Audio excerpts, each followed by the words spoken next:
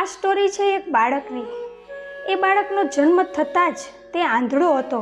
એટલે તેના સગાવાલા બધાએ તેના માતા પિતાને સમજાવ્યા કે તમે આ બાળકને મારી નાખો, કે તમે જ્યારે વૃદ્ધ થશો ત્યારે આ આંધળું બાળક તમારી શું મદદ કરશે. ત્યારે તેના માતા પિતા માન્યા નહીં અને તે બાળકને મોટું કર્યું, સ્કૂલે મોકલ્યો. સ્કૂલે પણ તેને છેલ્લી બેન્ચમાં બેસાડવામાં આવતો હતો.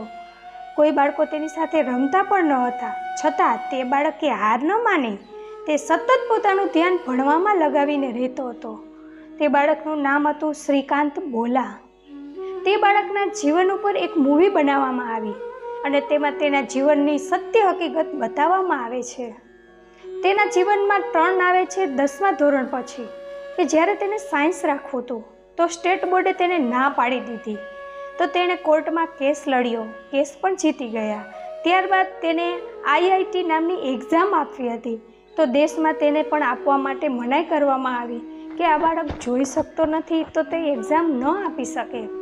તેના માટે તે અમેરિકા ગયો અને ત્યાંની ટેકનોલોજી ઇન્સ્ટિટ્યૂટમાં તેણે એડમિશન લીધું અને ત્યાં તે ભણ્યો.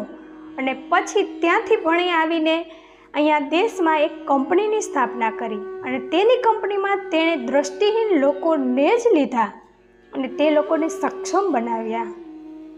અને આજે તે કંપની કરોડો રૂપિયાનું ટર્નઓવર કરે છે. ફક્ત તેમાં દૃષ્ટિહીન લોકો જ છે.